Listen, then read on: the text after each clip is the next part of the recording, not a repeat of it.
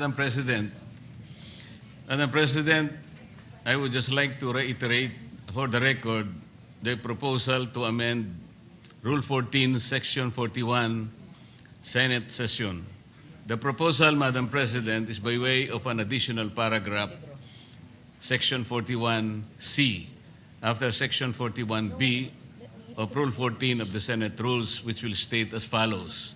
Section 41C, allow a senator for justifiable reasons to attend and participate in the session through teleconference, video conference, or other reliable forms of remote or electronic means using appropriate information and communication technology. I so move, Madam President.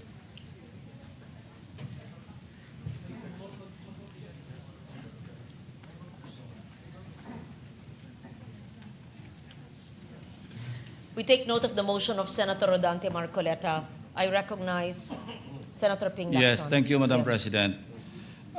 This is a parliamentary inquiry. What is the status of the motion introduced by the Honorable Marcoleta last May 11? Has it been referred to the Committee on Rules? I am told that it's been referred to the Committee on Rules, Majority Leader. Okay. Yes, it has been referred to the Committee on Rules, and that's why in this particular deliberation, the Committee on Rules is giving it back to the floor for a plenary action, Madam President. Thank you, Mr. President. Has the Committee on Rules been constituted? I believe that Senator Joel Villanueva is the acting Majority Leader. Yes. And would be the best positioned Okay. to answer Thank the you, question. Madam President. In the meantime, I recognize Senate President Cayetano. Madam Chair, with the permission of Senator Villanueva, so the Committee on Rules is not reporting out the... No, my question, proposal. Mr. President, I'm sorry, Yes. Madam President, with your permission. My question is, has the Committee on Rules been constituted? Yes. So, Madam President, the answer there is the same answer to the question of Senator Pangilinan and former Senate President Soto, that in accordance with Section 19, this is the same. They continue to function. Having said that, I was explaining that the motion of Senator Villanueva was not for the Committee on Rules to report out what was referred to them, but to return to the plenary. Because if you look at Section 136 of our rules, the rules may be amended by means of a motion, which should be presented at least one day before its consideration, and a vote of majority senators present shall be required for its approval. So you do not need the endorsement nor the forwarding of the Committee of Rules for the amendment of the Committee on for the amendments of the rules. So the only requirement is that it is put on the floor at least one day before, or the proposal is made, and that a majority of the senators present will vote for its approval. So I just wanted to clarify that, just so that we don't have any miscommunication that whether or not the Rules Committee met, who are the members, etc. Because right now that's irrelevant, because we have given back to the plenary the proposal. Yeah. Very clear. Thank you, Senate President. Madam President, Senator Lacson's recommendation. does it mean that we are now disregarding the committees of the Senate?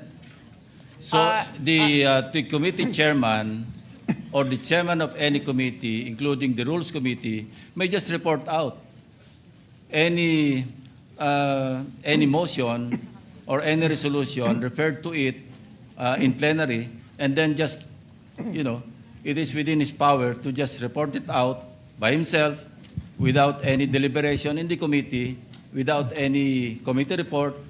Is that the new rule now, Mr. President, Madam President? It is Madam clearly... There's no new rule. I read the rule. Yes. Senator Lacson is referring to resolutions or And motions. communications or anything referred to the Committee on Rules. We're talking about a motion to amend the rules. We had the option of taking it up, but since everyone asked for one more day, it was given to the Committee on Rules. The Committee on Rules has an option to take it up, but the acting majority leader or acting chairman of the committee gave it back to plenary, and the plenary is more, how do I put it? Supreme, thank you, Senator Lacson, over the committee. So we didn't disregard the committee. It is our choice from the start whether we want to give it to the committee or not. So when we give it, so for example, I have a motion now to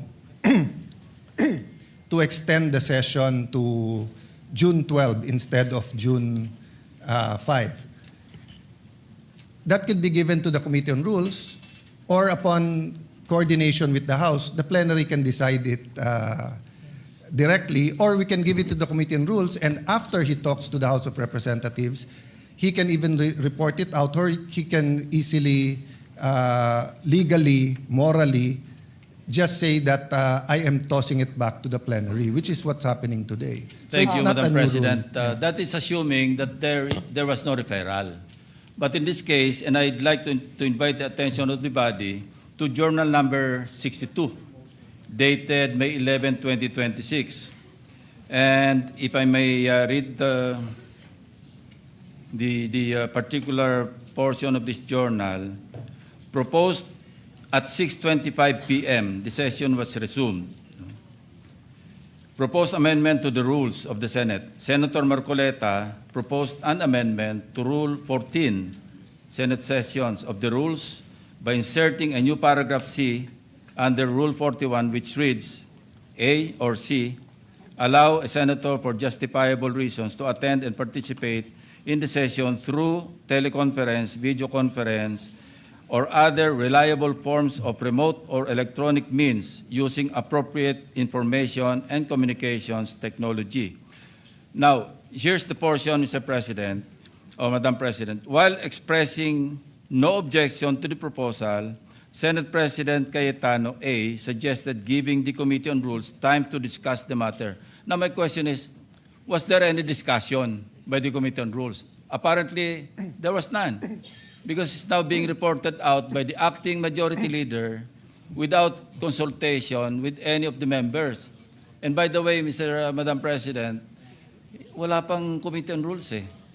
I believe that it was mentioned, and I will reiterate, from my understanding, that there was no Committee on Rules meeting because that motion is reverted back to plenary. Yeah, Madam Meaning, Chair. we are not ignoring the fact that, of course, committees must hold meetings, but this particular motion is being referred back to plenary. And may we just put on record, it says in Rule or Section 136, the rules may also be amended by means of a motion which should be presented at least one day, and we're complying with that, before its consideration, and the vote of the majority of the senators present in the session shall be required for its approval. I believe that is what the Senate President had explained. Evidently, Madam President, action was taken. And the action was to refer it to the Committee on Rules, since the position of Majority Floor Leader was vacated. So how can the committee properly function in the absence of a committee, of the committee members? As Madam the Chair. Senate I'll invite- President Madam Chair. had stated, Let me finish, there is Madam a rule President. of a continuing operations of the committee, But they while were the new head vacated, has Madam not President. Walang members ang Committee on Rules. So we cannot invoke continuity because we vacated all committees, all positions, including the members. And may I invite you to Section 24 of our rules, Madam President. The committees shall hold meetings to discuss, decide, and submit a report on all matters transmitted to them. This was transmitted to the Committee on Rules. So the committees shall hold, including the Committee on Rules, shall hold meetings to discuss, decide, and submit a report. There's no report, Mr. President or Madam President. Madam President. So we're violating our own rules. We recognize Senate Yeah, President. Cayetano. Mr. President, the chair already made the ruling, and it's not appropriate to argue with the chair because, as explained to Senator Lacson, the committee did not report it out. He read the journal of May 11, but he did not read the motion of Senator Joel today. His motion today was pursuant to Rule 136 of the rules, a motion to amend the rules, meaning if Joel was no longer the majority leader, if I was the majority leader now, or even an ordinary member, that motion was carried. No one objected that we take it up. Because, Madam Chair, we're bringing it back to plenary. So natural po, walang discussion sa Committee on Rules. Kasi wala naman po sa rules natin na kailangan i-discuss sa Committee on Rules. We did that on May 11 so that everyone will have an opportunity to study the rule. It's a very simple amendment, so we should go to the discussion of the amendment if anyone is objecting to the amendment. But definitely, the right to propose an amendment is a right guaranteed by our rules.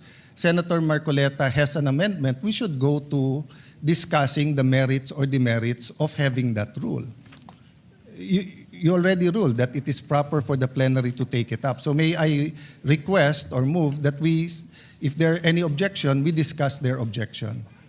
I'm objecting. That's the effect of my manifestation, Madam President. I'm objecting because I'm invoking Section 24 of our rules. And as I read into the records, the journal of May 11, 2026, na-refer po ito sa Committee on Rules. And there was no discussion. Action was taken actually by this body. Then, Madam Chair, if there's an objection, may I move that we divide the House? It's a objection. Point of order, Madam President. On that issue, not on the issue of whether or not the rule is good. Your issue is whether or not it's proper to take it up on the floor. The position of the majority is that there's no rule being violated. So we will vote. The presiding officer has already ruled, but the gentleman continues to object. So we have to vote on it. Mr. President, We're not objection. voting on the amendment yet. Objection. We're voting on whether Yes. the amendment is proper or not. Yes, interjection, Madam President. Yes, Minority Leader Senator Soto. We will have to support that resolution or thinking of Senator Lacson, which is we did not constitute the Committee on Rules. So what are we discussing right now? I suggest that we constitute the Committee on Rules and discuss it there. How do I know this? Ako minority leader hindi ako member ng rules. Ex officio Tumawag ba? Hindi. Ano to? Binabraso? Point of order, Madam Chairman. Where in the rules does it say that an amendment has to pass the Committee on Rules? Section 24, Madam President. Anong sabi po sa Section 24? The committee shall hold meetings to discuss, decide, and submit a report on all matters transmitted to them. Madam And this- Chairman, that's thank not you. the rule. The rule Yes. is 136. 136. Can you So- please, for the third time, may we request the Senate President to read into the record The rules Rule may be amended 136. by means of a motion which would be presented at least one day before its consideration, and the vote of the majority of the senators present in the session hall shall be required for its approval. So I respect their objection. But how do we determine objections in this Senate? We vote. So if there is an objection, they have already explained their position. We have explained our position. I move that we divide the House, Madam Chair. May I, Mr. President? We are several members of the minority here, and only Senator Lacson has spoken. Why are we railroading this process, Mr. President? Madam I have Chair. a number of issues that I'd like to raise regarding this motion, Mr. President. They are citing Section 136, assuming, for the sake of argument, that their position is correct. The second paragraph, Mr. President, says the rules may also be amended by means of a motion, which should be presented at least one day before its consideration. We submit, Mr. President, that the earlier motion that was entered or was referred to the Committee on Rules. This is a new motion, Mr. President. correct. And therefore, we have to take consideration of the one-day requirement before we can act on it, Mr. President. And that should be, if not tomorrow, because we don't have any session tomorrow, that should be on Monday, Mr. President. Madam Take President. Again, let me reiterate. The rules may also be amended by means of a motion, which should be presented at least 1 day before its consideration. We submit that the motion that was mentioned last May 11 was referred Yes. to the Committee on Rules. Yeah. This is a new motion, Mr. President, that is being presented on the floor, which requires that it be presented 1 day before it is considered. And therefore, we have to consider this motion on Monday, Mr. President. Madam As President. explained by the acting majority leader, the motion of Senator Marcoleta has been brought to the plenary, and Referred. both the majority and the minority had mentioned Rule Section 136, and it says that the vote of the majority of the senators present in session shall be required for the Madam approval. President. I believe that this rule has been mentioned more than 5 times. Madam President. I may- believe also that the interpretation of the rule is different. So I take note of the manifestation of Senator Pangilinan. may, Mr. President, may- if I may just continue, Mr. President. All in previous, Senator In- Lacson in- actually has the floor. Yes, with I the still have permission the of floor, Senator yeah. Lacson. Senator but- Lacson has the floor. But May with- we continue with the manifestation of Senator Lacson, and then Yeah. after him, he will yield to Senator Pangilinan. Madam President, the invocation of the Senate President of Rule 136 is premised on the assumption that there was no action taken. But we took action. We referred it to the Committee on Rules. So Section 24 now applies, Madam President. You're going to just ram down our throat something that numbers can Madam- dictate, Madam Mr. Chair. President. Yes, Senate Yes, President Madam Chair. Cayetano. First of all, we're just repeating the arguments. I respect his argument, but I disagree with it. Secondly, they've used already 3 words: ram down their throat, railroaded, binabraso. In this democratic institution, when we disagree, we vote. When we have rules, we follow the rules. The particular rule in amending the rules is 136. We're following that. So why are we using unparliamentary language to express or try to provoke the kind of argument we don't want between the majority and minority? You have your opinion, we respect that, we have our opinion. So how do we resolve that? By voting. Now, if you think we violated the rule, then go to court. But we do not think that we violated the rule. It is very clear. So my point of order, Madam Chair, they're out of order by insisting that there's another rule except for 136. So I move that we vote on it, Madam Chair. We divide the House. Objection. Objection. If there's an objection, then we vote. So may we proceed with the President. vote, Madam President? Mr. President, I was earlier, it was the manifestation of the presiding officer, the Madam Chairperson, that after Senator Lacson, I be allowed to speak, Mr. President. Are we now curtailing my right to speak, Mr. President? Madam Chair, We are can I not able answer to that? ask questions as to why we are amending the rules. We are not able to ask questions as to who they wish, Madam Chair, may I answer? who will benefit from the amendment to the rules. For the Is this kind rule, Mr. information President? of Is this the- rule, Mr. President, for I was Senator about to Bato, who is not recognize here? Senator We would Pangilinan. like to raise these valid questions, Mr. President, before we go into a vote, Mr. Madam Chair. President. Yes, These, just- Madam we President. should not be... How can are- the presiding officer recognize Senator Pangilinan? Please know that I would never curtail your right to speak. Just as in 2004, I believe you were seated, and I was a vice presidential candidate of FPJ then, and my microphone was closed, and my right to speak was closed, was not given.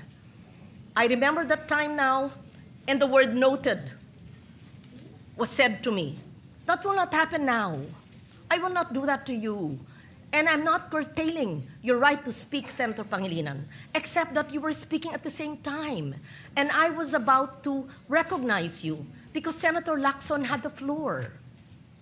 Thank you, Madam President, for So that I just wanted to clarification. be clear on record because I Recognize you're being emotional, but it will go on Senate record that the presiding officer was curtailing your right to speak. I would never do that. And I would not do what I experienced in 2004 in the House of Representatives in the canvassing of the votes then. Mr. President. Thank you. Madam President, with due respect, Mr. President, I was I'm not yielding- referring to the Madam presiding President, officer. Yeah, I'm yielding the floor to Senator Pangilinan. Yes, thank you, you. Senator Lacson. We recognize Senator Francis Pangilinan. Yes, Mr. President, and allow me to clarify, Madam President. I was not referring to the presiding officer in terms of the curtailing of my right to speak and to raise questions, Mr. President, because it was the Senate President who was moving to divide the House, Mr. President, without sufficient debates. Mr. President, this is the first time I'm going to experience this in a long time wherein debates are now being curtailed because there's a Since motion you're not to being divide the curtailed, House. we would like to hear your objection to the motion. Thank you. Mr. President, there are a lot of questions that have to be raised as to why this amendment to the rules is being undertaken at this time. Precedent provides, Mr. President, that when we amend our rules, we do so by way of resolution. We do not have that resolution now. In fact, Mr. President, a total 48 amendments of our rules all went through resolutions. This is the first time after 48 amendments, Mr. President, that we do not have a resolution so that we can Point vote of order, Madam Chair. and amend the rules properly, Mr. Yeah, President. point of order. Point of order takes Yes, precedence. Senate President. Point of order takes Yes. precedence. First over of all, everything else. I hope we learned our lesson. Senator Pangilinan already apologized to Senator Padilla, then now you're shouting at us. No? No, the record will show, nakatape naman eh. Ang taas-taas ng boses nyo eh. Di ba? You were shouting at kaya nga hindi magkarinigan. Now, what's my point of order? We are not discussing the merits yet of the amendment. No one's curtailing your rights because wala pa tayo dun eh. Ang pinagbobotohan natin ngayon, kung pwedeng i-take up sa floor o hindi.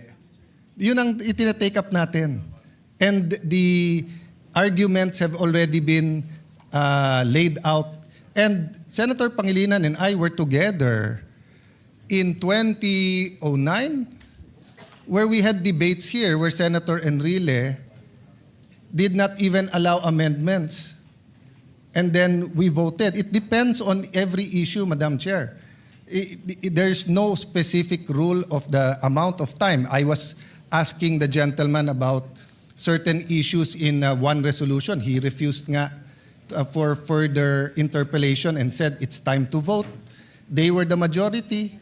So, Madam Chair, we're here. We're willing. Senator Marcoleta is ready to take questions. Ang pinagbobotohan lang po natin ngayon, simple lang. Whether or not we can take, whether or not the proposal to amend the rules is in order. Yung pa lang ho. Yung specific amendment, sino magbe-benefit, paano magbe-benefit, etc. We support the right of Senator Pangilinan to ask questions, pero wala pa tayo dun eh. So, again, may I raise the previous question, Madam Chair, the point of order, the parliamentary reason.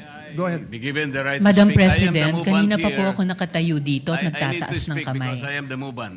Senator Madam Rodante President. Marcoleta. Thank you, Madam And then we President. hear Senator Risa Ondevero. Thank you, Madam and Senator President. Ang problema Erwin natin, Tulfo. Madam President. Yes, The proceed. Senate President invoked Section 136, Paragraph 2. Kung babasahin po natin ito, Madam President, napakasimple lang.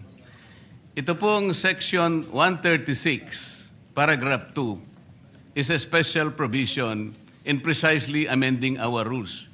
In Section 24 po, this is a general rule. Kung mapapansin po ninyo, it presupposes that it will take up all the bills referred to that committee. General po yung function niya. 136, second paragraph, is a special provision. Sa principle po ng batas, yun pong special provision takes precedence over a general provision. Yun lang po, basahin po ninyo. Hindi nga po, it will not even take one day because this is not a new motion. Kung mapapansin nyo, ni-reiterate ko lang po ito eh. It was already moved last May 11 pa po. So that is even more than 1 day. So who is talking about 1 day here? Ang pinag-uusapan po natin, unless we respect Section 136, ang linaw-linaw po, it talks about the rules may also be amended. Diretso po ito eh. So this takes precedence over Section 24. Simpleng-simple lamang po ito eh. Madam President. Thank you, Senator Marcoleta. We recognize Senator Risa Ontiveros. Salamat, Madam President. Meron din po akong substantive na interpellation sa motion ngayong araw na nire-raise o itatalakayin ni Senator Marcoleta, yung text na pinamudmod ni Senate President sa atin ngayong hapon. Pero una, gusto ko pong segundahan yung sinabi ni Senator Pangilinan. Bagong motion ito, Madam President. Bakit po? Sa ilalim ng Section 24, ni-refer yung unang mosyong binanggit ni Senator Marcoleta noon sa Committee on Rules. Ngayon kung sasabihin na ibinalik yung mosyong iyon, yung unang mosyon ni Senator Marcoleta sa plenary, sino ang gumawa nun? Dapat ang Committee on Rules. Na-initiate na po ang prosesong iyon alinsunod sa Section 24.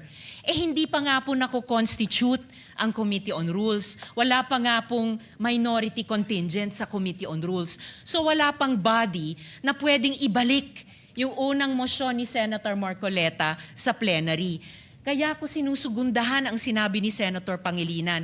Ito pong motion na gustong talakayin ni Senator Marcoleta at pinamudmod ni Senate President sa atin, bagong motion po siya. Kung kaya't nag-a-apply po ang Rule Section 136 na kailangan bigyan ng isang araw pa pagkatapos ito i-move para talakayin. And tama si Senator Pangilinan, sa Lunes pa po yun, Madam President. Salamat, Madam President. Madam President, without giving meaning to anything, ito Senator pong Marcoleta. mahirap kasi kung wala po tayong legal background dito. Kaya sinasabi ko na nga po, hindi po bagong motion ito eh.